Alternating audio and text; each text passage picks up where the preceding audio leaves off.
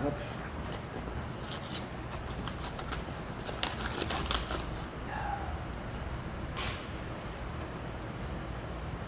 이 요한계시록 7장에 보면 14만 4천 명이 나오는데 14만 4천 명의 하나님의 종들과 계시록 12장에 나오는 해를 옷 입은 여자와 연관성이 있어가지고 계시록 12장서부터 12장에서 설명해 드리겠습니다. 여기 보면 12장 1절 말씀에 보면은 하늘에 큰 이적이 보인다 그랬어요. 이적이 보니 해를 옷 입은 한 여자가 있는데 해를 옷 입은 여자가 큰 이적이라 그렇게 얘기를 하고 있어요. 여기서 이적이라는 뜻, 이 말이 무슨 뜻이냐면은 표징이라는 뜻이에요. 표징. 예. 그러니까 여기 보면 큰 이적이 보인다니까 큰 표징이 된다는 그런 뜻이에요. 이 말은 무슨 뜻이냐면은 성경의 흐름을 아는 사람들은 해를 옷 입은 여자를 보고 이 여자가 무슨 일을 하며 누구인지 이 여자가 얼마나 중요한 일을 하는지 다 알게 된다는 그런 뜻입니다. 자, 그러면은 해를 옷 입은 여자가 있는데 여기서 해는 무엇을 의미하느냐면 계시록 9장 2절 말씀을 한번 보세요. 그가 무적의 면, 그 그물에서 큰 바다의 연기 같은 연기가 올라오매 해와 공기가 그 구멍의 연기로 말미암아 어두워지며 어두워진다 그랬어요. 그러니까 여기서 해는 누구를 가리키냐면은 하나님을 상징하는 하나님을 가리키는 하나님. 복음서에도 보면은 이 해가 하나님을 상징하는 그런 의미로 사용된 경우가 여러 군데가 있는데 해는 하나님을 상징합니다. 그러니까 해를 옷 입었다고 하는 것은 뭡니까? 하나님의 영광을 겉으로 드러내는, 발산하는 이러한 모습으로 나타났다고 하는 것을 알 수가 있습니다. 자, 그 다음에 달 아래는 누가 있다 그랬어요? 12장 1절 말씀에 보면은 달이 있다 그랬어요. 이 달을 갖다가 발로 밟고 있는 그런 모습이에요. 달을 밟는 그런 모습이라 이 말입니다. 달은 이 대적을 의미합니다. 시편 121편 6절 말씀에 보면 밤에 달이 너를 해치하는 너를 해치하는 날에서 이 달이 대적을 의미합니다. 대적. 그 다음에 뭐를 썼다 그랬습니까? 12별에 12별의 관을 썼다 그랬는데 이 12별 창세기 15장 5절에서 별은 아브라함의 자손을 가리킵니다. 그 다음에 창세기 37장 9절 말씀에 보면은 요셉이 꿈을 꿨는데 11별이 자기한테 어떻게 한다고 했어요? 그래서 거기서 별은 누구를 가리킵니까? 요셉의 형제를 가리킵니다. 요셉의 형제를. 그러니까 여기서 12별은 누구를 가리키는 겁니까? 그러니까 야곱의 12아들, 이스라엘의 12지파를 가리키는 말이다 이 말입니다. 그러니까 여기서 12별의 관을 썼다 그랬는데 이 관은 뭐냐면은 승리한 사람들에게 주어지는 면류관을 가리킵니다. 승리한 사람들에게 주어지는 면류관. 그러니까 누가 승리했다는 겁니까? 12별은 누구를 가리키는 이스라엘의 12지파. 이스라엘 민족을 가리킨 이스라엘 민족. 이스라엘 민족을 가리키는데 이스라엘 민족이 관을 썼다고 하는 것은 이스라엘 민족적으로 승리했다고 하는 것을 나타내는 거예요. 승리했다고 하는 것을 나타내요. 자, 그러면은 이 해를 옷 입은 여자의 정체가 누구냐? 해를 옷 입은 여자의 정체가 누구냐면은 이 해를 옷 입은 여자가 누구를 낳았다 했습니까? 여기 보면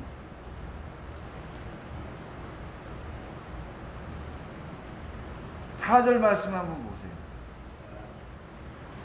5절.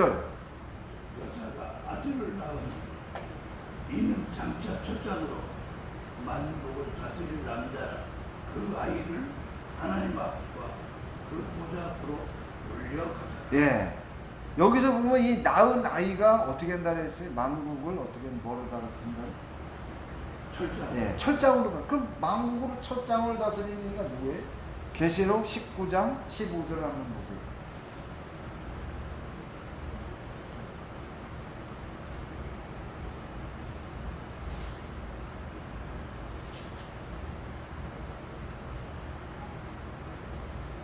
그 입에서 예리한 검이 나오니 그것으로 만국을 치겠고 신이 그들을 절장으로 다스리며 또 신이 하나님 곧 전능하신 이의 맹렬한 진노의 보도들을 받겠고. 예, 여기서 누가 심판하는 겁니까? 만국을 다스린다는 누가 만국을 치겠고 만국을 누굽니까 여기? 주 예수. 예? 주 예수. 어린 양이라 이 말인데 어린 양. 그러면은 계시록 12장 여 5절에서 여인이 낳은 이 남자가 누구라는 얘기예요? 주 예수님. 예, 예수님이라 이 말이 예수님. 예수님께서 태어나가지고 죽으시고 부활해서 승천해서 하나님의 보좌 우편으로 올라간 그거를 지금 여기서 얘기해주고 있는 거예요. 그러면은 예수님을 태어난 사람이, 예수님을 탄생시킨 사람이 육체적으로 누굽니까? 여자. 예, 여잔데 예수님, 예, 마리아란 말이 마리아. 아버지가 육체적인 그런 적이고, 그러면은 한번 대입을 시켜봐요. 예수님의 어머니 마리아가 죽었어요, 살았어요? 죽었죠. 예, 죽었어요. 그런데 여기서 지금 얘기하는 것은 예수님이 재림할 때 지금 말씀하시고 있는 거란 말이에요. 재림할 때 증거하는 거라 이 말입니다. 여기서. 그러면 마리아가 예수님이 재림할 때 살아난다는 얘기인데 그게 성경에 있습니까? 없습니까? 예, 그러면 마리아는 아니라 이 말입니다. 마리아는 얘기하는 게 아니라 그럼 누구예요? 언약적인 측면에서 보면은 예수님이 누구를 통해서 오신 겁니까? 이스라엘. 예, 아니 이스라엘이 아니라 어머니. 예? 택함 받은 유대인을 통해서 온 거예요. 유대인. 예, 유대인. 이스라엘이 아니라 유대인. 예, 택함 받은 유대인. 그러면 택함 받은 사람들의 모임을 뭐라고 얘기해요? 교회. 교회란 말이 교회. 그럼 한번 붙여보세요. 예수님은 유대 민족을 통해서 오셨어요. 그렇죠? 유대 민족의 택한 사람을 통해서 오셨다 이 말입니다. 예수님이 유대 민족의 택한 사람들의 모임이 뭐라고? 교회라 이 말입니다. 그러면은 말을 붙여보면 뭐예요? 누구를 통해서 오신 거예요? 유대 민족 교회를 통해서 오셨다 이 말입니다. 유대 민족 교회. 성경에는 두 가지 교회를 얘기하고 있어요. 첫 번째, 유대 민족교회, 예수님을 낳은 유대 민족교회. 그 다음에 사도들이 그럼 어디에 속해 있는 겁니까? 사도들이 어디에 속해 있는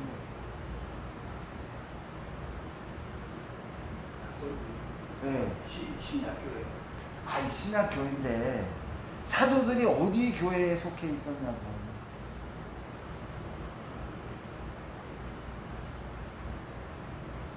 자, 예수님의 말씀했잖아요. 너는 가서 제자를 삼아. 그죠?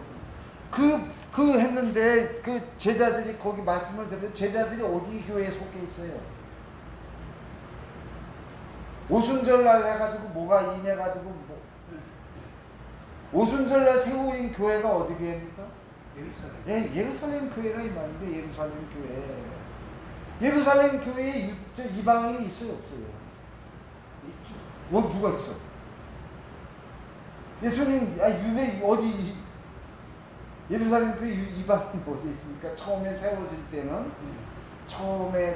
때는 유대인, 예수님의 제자들이 세웠던 말, 예수님이 승천하시고 돌아와가지고 그 기도하고 그러다가 그 성령을 받아서 거기서 교회가 세워졌다 입니다. 그 유대 예수님을 태어나게 한 그 유대의 민족 교회의 그 계통을 바톤을 이어받은 교회가 예루살렘 교회라 이 말입니다. 무슨 얘기인지 예, 예루살렘 교회라 이 말입니다. 예루살렘 교회가 유대 민족 교회예요. 그러면은 제자들이 사도들이 어디에 속해 있는 겁니까? 예루살렘 교회, 예루살렘 교회니까 예루살렘 교회는 유대 민족 교회라 그랬잖아요. 그렇죠? 그러면은 이방 교회는 누가 세운 겁니까? 주 예수님께서 아니, 누구들을 통해서 교회를 세웁니까? 사도들. 네. 그러면은 사도들이 쉽게 얘기해서 이방 교회의 이 관계를 따지면 뭐라는 얘기예요?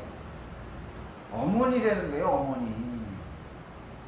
그러면은 이방 교회의 실제적인 어머니는 누구라는 얘기입니까?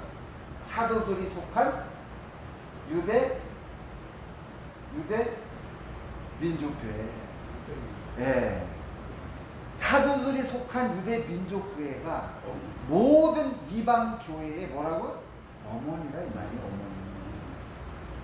그래서 계시록 2장 3장에 보면 일곱 교회가 나오잖아요. 그렇죠? 일곱 교회가 대표하는 교회인데 이 교회가 누구냐?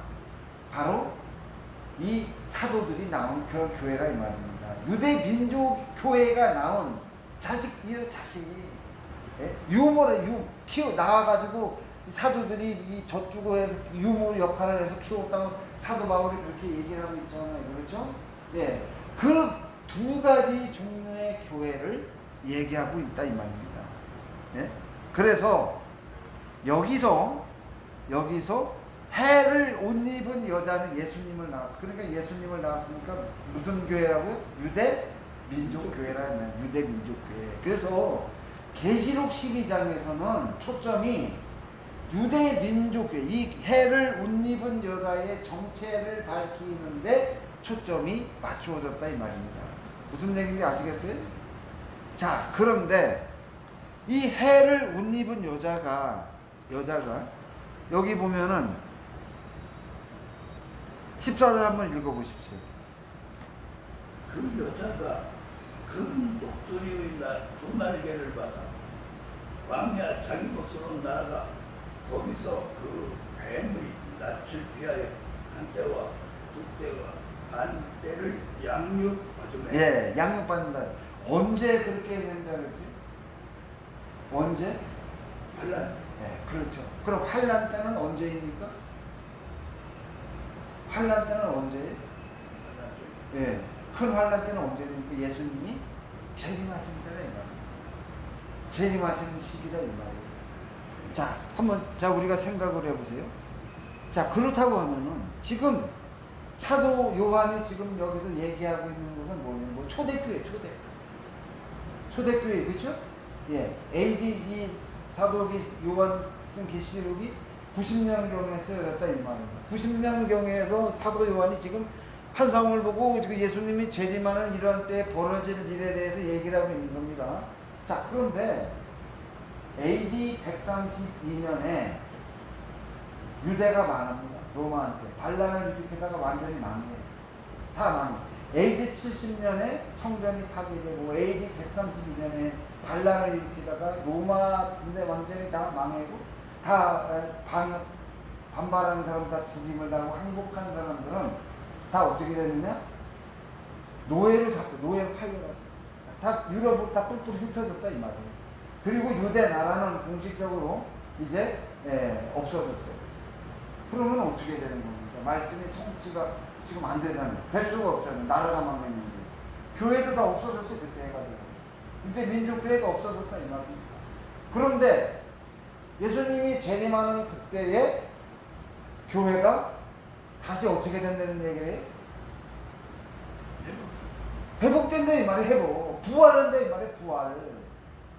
무슨 얘기인지 아시겠어요? 이 얘기는 무슨 얘기냐면은 노예로 잡혀간, 항복해가지고 포로된 사람들이 노예로 팔려간 이 사람들이 이 자손을 퍼뜨려가지고 자손을 퍼뜨려 가지고 나라를 형성하고 거기에 복음이 다시 전해져 가지고 이 사람들이 예수를 믿고 부흥이 일어나 가지고 그 말씀을 모두 성취한다는 것을 여기에서 우리에게 가르쳐 주는 거라 이 말입니다.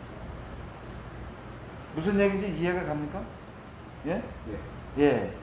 여기서 얘기하는 건 바로 그 얘기를 하고 있는 거예요. 그래서 여기 보면 이 여자가 다시 이렇게 나와가지고 활동한다 하는 것은 이 사이에 수천 년의 공백이 있다고 하는 것을 우리에게 가르쳐줍니다. 지금 유대민족교회가 회복이 됐어요, 안 됐어요? 지금 아직 안 됐다 이 말이에요. 왜? 지금 이스라엘에 예수를 믿는 사람들이 있어요. 그러나 공식적으로 진짜 뭐 대외적으로 교회다 이렇게 인정할 만한 활동하는 그런 수준이 아니라 이 말입니다. 앞으로 어떻게 돼? 앞으로 진행되는 역사가 어떻게 됩니까? 이스라엘에 복음이 진짜 막 운동이 일어나서 성령 운동이 막 일어나가지고 막 교회가 성도들이 막 늘어나고 해가지고 그런 시대가 앞으로 열리게 된다는 것을 우리에게 여기서 가르쳐주고 있다는 말입니다. 무슨 얘기인지 아시겠습니까? 예. 그 말씀은 바로 여기서 얘기하고 있는 건 바로 그거예요. 지금은 눈에 보이지 않아 죽어 있는 상태입니다. 나라만 회복이 돼 있어요. 나라만 회복이 돼 있고 지금 유대교를 믿는 사람들이 있어요. 그죠? 그 유대교 믿는 사람들이 변화를 받아서 예수를 영접하게 되어서 해를 옷 입은 여인이 다시 부활을 해서 역사하게 된다고 하는 것을 우리에게 가르쳐 주는 거라 이 말이에요. 자, 그런데 해를 옷 입은 여자가 하늘에서 땅으로 쫓겨온 용이 누구를 죽인다 그랬어요? 누구를 죽이려 한다 그랬어요?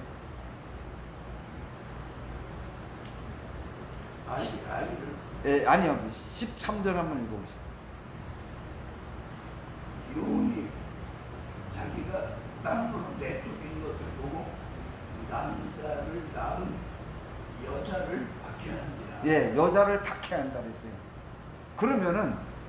그러면은 이 용이 누구 때문에 쫓겨오게 됐다는 얘기는 거죠. 용이 누구 때문에 하늘에서 땅으로 쫓겨오게 됐다는 얘기는 이 여자 때문에. 해를 옷 입은 여자. 그러니까 유대민족교회 다시 부활한 유대민족교회 때문에 용이 하늘에서 땅으로 쫓겨오게 된다는 말이에요. 그래서 너무 분하고 해가지고 이 놈이 가만히 있지 못하고 땅에서 누구를 죽이려고 한다면 해를 옷 입은 여자 유대민족교회를 다 죽이려고 한다는 그 얘기지 지금. 그래서 유대민족교회 하나님께서 이제 죽이려고 해가지고 어디로 피하게 한다 그랬어요? 광야로 피하게. 지금 그 얘기를 하고 있는 거예요. 자, 그렇다고 하면은 유대민족교회가 여기 보면은 유대민족교회가 이 여인이 발 아래 누가 있다 그랬습니까? 12장 1절 달이 있다 그랬어요. 여인의 발 밑에 달이 있다고 하는 것은 대적을 물리쳐 승리한다는 걸 나타낸다 그랬죠. 그죠? 그 다음에 12별의 관을 섰다고 하는 것은 이스라엘의 12지파가 모든 하나님의 약속을 성취해서 승리한다는 걸 나타낸다 그랬죠. 그죠? 그러면은 뭐를 얘기하고 있는 건 이중적으로 얘기하고 있는 겁니다. 유대 민족회가 승리하는 겁니다. 이스라엘 전체 12지파가 승리한다는 것을 이중적으로 계시록 12장 2절에서 얘기하고 있는 거예요. 무슨 얘기인지 이해가 갑니까? 자, 그렇다고 하면은 용이 하늘에서 땅으로 쫓겨와서 몇 년 동안 버티는 겁니까? 7년 동안 버텨요? 7년 더 되는 것 같아요? 땅으로 쫓겨 내려와서 예. 7년이죠. 이 세대라 그랬잖아요. 이 세대. 2세대. 예. 그래서 이 세대가 지나가기 전에 이 일이 다 일어나리라. 마태복음 24장 34절 한번 찾아보십시오. 마태복음 24장. 이거 중요한 내용입니다.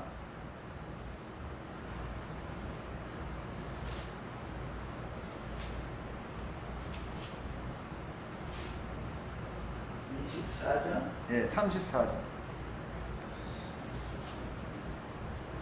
그때에 이 임금이 그 오른편에 아니, 있는 25절. 24장, 네, 34절. 34절. 24절 34절. 내가 진실로 너희에게 말하노니 이 세대가 예. 지나가기 전에 예. 이 일이 다 일어나리라. 예. 여기 보면 이 세대라 그랬어. 이 세대. 그럼 이 세대가 몇 명입니까? 모르잖아요. 그렇죠? 성경에서 근데 이게 나와 있어요. 마태복음 23장 36절 한번 보십시오. 23장 36절. 그러므로 예. 의인 아벨의 피로부터 예. 성전과 제단 사이에서 너희가 죽인 예. 바라야의 아들 예. 사가랴의 피까지 예. 땅 위에서 흘린 의로운 피가 다 너희에게 돌아가리라. 예. 돌아가리라 했어요. 이게 언제 성취가 됐습니까? 이 말씀이 언제 성취가 됐어요? 메시아를 믿지 않아서 바리새인들은 지금 저주하는 겁니다. 23장에서 그죠? 마태복음 23장은 메시아를 예수님을 받아들이지 않는 바리새인들을 지금 저주하는 그런 말씀이다 이 말이에요. 근데 저주를 받는다 이 말이야. 하나님이 보내준 그 메시아를 지금 배척을 해가지고 저주를 받는데 어떻게 눕혔느냐? 의인 그 사가랴 그 모든 피까지 아벨에서 그 피까지 다 너희가 다 몽땅 뒤집어 쓰고 그 저주를 받는 심판을 받는다 그 얘기. 그 언제 이루어졌어요? 예수님이 이 말씀을 AD 30년에 하셨어요. 근데 이 말씀이 언제 이루어졌느냐면 AD 70년에 이루어졌다 이 말이에요. AD 70년 로마의 디토 장군이 예루살렘 성전을 완전히 다 빠서버리고 예루살렘에 있는 사람들 반반하는 사람들 싹 다 죽여버렸다 이 말이에요. 그래서 성취가 된 거예요. 그러면은 70에서 30을 빼면은 몇 년이 나옵니까? 40년. 네. 그래서 40년이에요. 예수님이 말씀하신 이 세대에는 40년이라 이 말이에요. 40년. 그러니까 사탄이 하늘에서 땅으로 쫓겨와서 사탄이 어린 양에 재림해가지고 체포돼서 무적행에 갇힐 때까지 그 기간이 몇 년이냐? 40년이다. 그 40년 기간 동안에 7년 대환란이 포함된 거예요. 무슨 말씀인지 이해가 가요? 예. 그냥 7년 동안이 아니라 예수님이 이 어린 양이 제일 먼저 뭐를 띈다 그랬어요? 사탄을 심판하면서 뭐를 띈다 그랬어요? 예, 인. 사탄을 심판하는 인이 몇 개로 되어 있다 그랬습니까? 예, 7개 인이 되어 있다 그랬지, 7개 인으로. 7개 인으로 되어 있는데, 하늘에서 땅으로 쫓겨와서 버티는 시간이 몇 년이냐? 한 세대, 이 말이야, 40년. 40년 동안 하면서 그 무적행을 여러 가지 무적행을 그 천사들이 나왔고 세상을 혼란케 하고 막 이렇게 하다가 끝부분에 7년 환란, 대환란이 있다 이 말입니다. 무슨 얘기인지 아시겠어요? 그래서 그 환란의 중간에서 예수님이 공중에서 재림해가지고 성도를 부활시켜가지고 하늘로 들려 올림 받고 그 다음에 끝에 대접을 쏟을 때 5대 대접, 6대 대접을 쏟을 때 예수님이 재림을 해가지고 아마겟돈 전쟁에 있는 대적들을 다 이스라엘 대적들을 다 심판한다 이 말이에요. 그래서 40년 꼭 기억을 해주세요. 그래서 세대주의자들은 뭐냐? 7년을 얘기해요. 잘못된 거예요, 그게. 말이, 그게 앞뒤가 안 맞는다, 이 말이에요. 그래서 이제 요것은 제가 다음에 또 이제 보고 설명해 드릴 때 자세히 또 설명해 드릴게요. 40년이라는 이 시간을 꼭 기억을 해 두시기 바랍니다. 용이 하늘에서 땅으로 쫓겨오자마자 하는 일이 뭐냐? 용은 해를 옷 입은 여자를 잡아서 죽이려고 한다. 핍박, 박해를 하는 거예요, 박해. 예?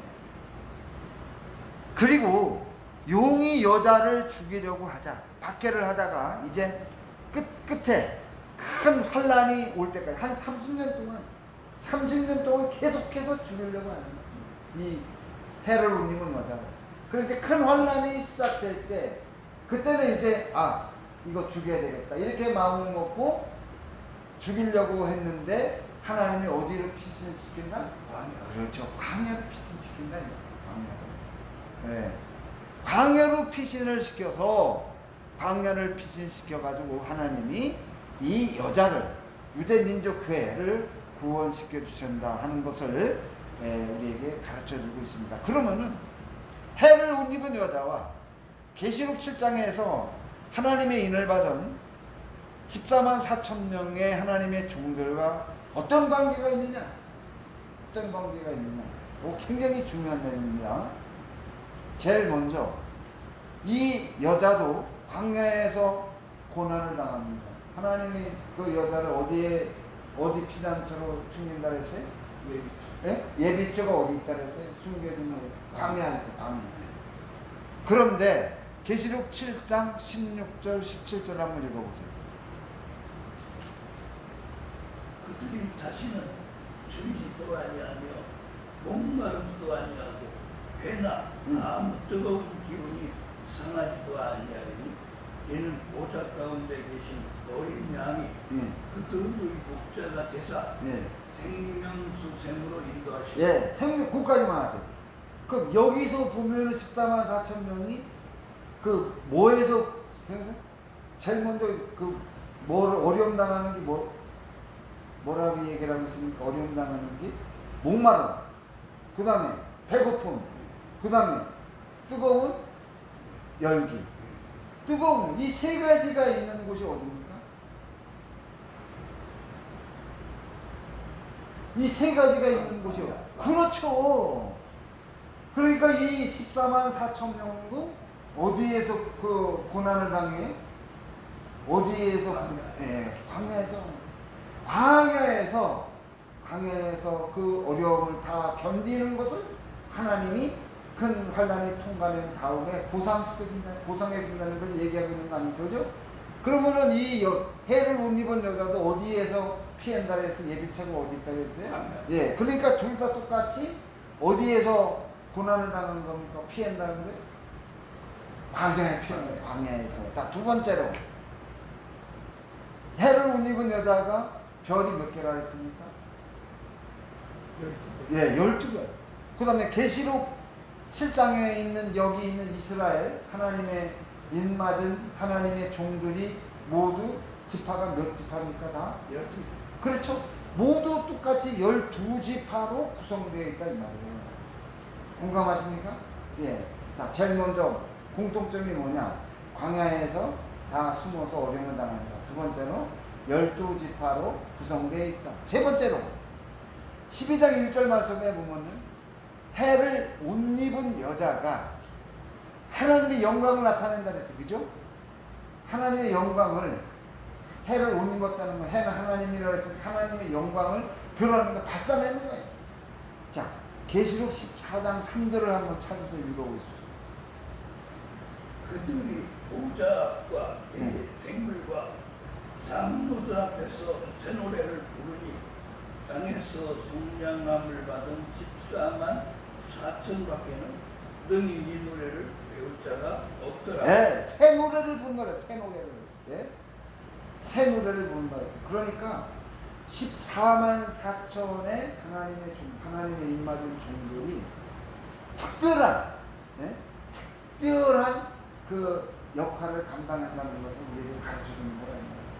하나님의 그 은혜, 능력에 힘입어가지고 하나님의 능력을 힘입어서 특별한 능력을 감당함으로 인해가지고 어떻게 한다는 겁니까? 하나님 앞에 그 영광을 드러낸다. 하나님 앞에 그 찬양을 했네. 찬양. 드러낸다. 드러낸다. 찬양을 했는데 그거를 승리를 해가지고 찬양하는 거예요. 해를 못 입은 여자는 뭐예요? 하나님의 영광을 드러낸다. 이 말이에요. 승리의 것을 드러낸다. 이런 면에 있어서 똑같이 공통점을 가지고 있다고 하는 것을 우리에게 가르쳐주고 있습니다. 그 다음에 계시록 12장 13절의 말씀에 보면은 12장 13절 말씀에 한번 봐봐요. 계시록 12장 13절.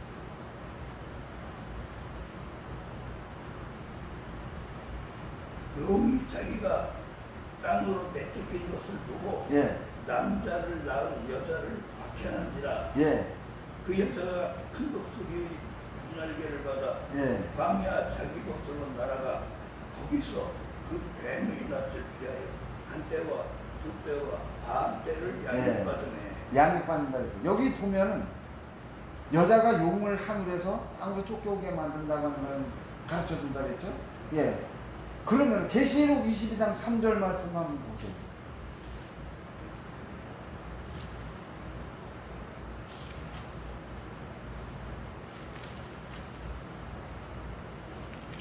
다시 저주가 없으며 하나님과 그 어린 양의 보좌가 그 가운데에 있으리니 그의 종들이 그를 섬기며 여기서 그의 종들이 누구를 가리키는 겁니까? 14만 4천. 그렇죠. 하나님의 보좌 앞에서 가장 가까이에서 하나님 가장 가까이에서 하나님을 섬긴다. 그러니까 여기 14만 4천 명이 하나님 앞에서 얼마나 귀중한 일을 했는지 얼마나 그 하나님의 구속 역사에서 귀중한 일을 했는가 하는 것을 우리에게 가르쳐준다. 그 귀중한 일이 뭐냐?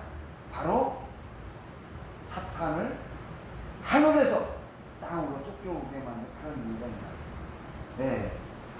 그게 가장 귀중한 일이다. 가장 귀중한 일이다. 그 일을 함으로 인해서 이 해를 입는 여자가 14만 4천의 하나님의 종들이 그 일을 함으로 인해 가지고 하나님 앞에 새하늘 거룩한 성 새 예루살렘에 들어가서 새하늘과 새 땅에서 하나님 앞에 가장 가까운 거리에서 하나님을 섬기는 그러한 아주 놀라운 영광을 받게 된다는 것을 우리에게 가르쳐주고 있어요. 자, 이렇게 네 가지 공통점이 있어요. 네 가지. 그러면 해를 못 입은 여자가 누구라는 얘기입니까? 유대민족교회. 그렇죠. 해를 못 입은 여자가 14만 4천 명이라는 것을 하나님의 종들을 가르쳐주는 거예요. 그러니까 14만 4천 명이 누구냐? 유대민족교회에 속한 성도들이라는 것을 우리에게 가르쳐주는 거라 이 말입니다. 이게 성경의 기법이에요. 왜 그럼 성경이 이렇게 빙글빙글 돌리고 숨기고 왜 이렇게 했겠어요? 왜 이렇게 했겠습니까? 이거를 사탄이 암호를 알면 사탄이 어떻게 되겠어요? 교회를 어떻게 되겠습니까? 가만히 안 내버린다 이 말이에요. 하나님께서 하나님의 지혜입니다. 하나님의 지혜. 여기서 비유적으로 통자적으로 이렇게 기록한 것이 뭐냐? 이걸 사탄이 모르게 하기 위해서 최대한 사탄이 이 암호를 해독할 수 없도록 정체를 모르게 하기 위해서 말씀을 모르게 하기 위해서 왜냐? 사탄이 이것을 하면 교회를 어떻게 되겠어요? 교회를 어떻게 하겠어요? 엄청나게 왜냐? 자기 살 길을 저기 하기 위해서는 교회를 가만 내두겠냐고. 그래서 사탄의 공격으로부터 하나님이 교회를 보호하기 위해서 이렇게 빙글빙글 돌리고 이렇게 숨기고 의미를 숨기고 이런 방법을 문학적인 방법을 사용했다는 꼭 기억을 해주세요. 자, 그 다음에 이제 이 14만 4천 명, 한 가지만 해도 시간이 얼추 된 거 같으니까 마치겠습니다. 14만 4천의 하나님의 종들이 누가 인을 친다 그랬습니까? 어린 양. 아니죠. 진짜 7장을 봐서 계시록 7장.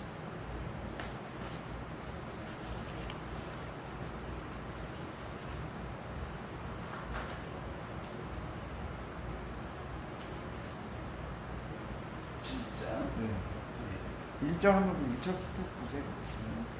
이 일 후에 내가 내 천사가 땅 네모퉁이에 선 것을 보니 2절 보세요. 2절. 또 보면 다른 천사가 살아계신 하나님의 일을 가지고 예, 누가 친다고? 천사 천사가 인했죠. 그러면은 왜 성령이 인을 안 쳐? 우리 성도들은 이미 모시고 있습니다. 그게 아니라 이건 뭐냐면은 구원 사역이 안 되는 거예요. 성령은 성령께서 인을 친다는 하나님의 백성으로 인을 친다는 하나님의 백성으로 이렇게 정해놓은 거 아니야. 쉽게 얘기해서 그죠? 하나님의 백성입니다. 하나님의 백성입니다. 사탄 놓고 터치하지 마라. 이거 하나님이 인을 치는 그런 의미가 있잖아요. 그죠? 여기서 천사가 인을 치는 것은 구원 사역과 관계 있는 그런 얘기가 안 되는 거예요. 하나님의 구원 사역과 관계 있는 것이 아니라 하나님 천사가 있는 합당한 자격이 구비된 사람들, 합당한 자격이 구비된 사람들을 객관적으로 검증하는, 예? 그러니까 왜 이렇게 됐느냐? 왜 이렇게 됐느냐? 사탄의 이재기를 막기 위해서 이렇게 한 거라 이거야. 공정하게 심사를 해서 하나님께서 인을 치게 했다는 것을 여기서 우리에게 가르쳐 줍니다. 왜냐? 14만 4천 명이 그만큼 중요하기 때문에. 예. 하나님의 구속 역사를, 사탄을 하늘에서 땅으로 쫓겨오게 만든 하나님의 구속 역사를 성취하는 데 있어서 참 중요한 역할을 하는 사람들이기 때문에 그 자격을 엄격하게 심사해서 하나님이 정한다, 인정한다, 인을 친다는 것을 우리에게 가르쳐 주는 거라 이 말이에요. 그럼 하나님의 인을 친다는 게 무슨 의미가 있느냐? 계시록 14장 한번 찾아보십시오.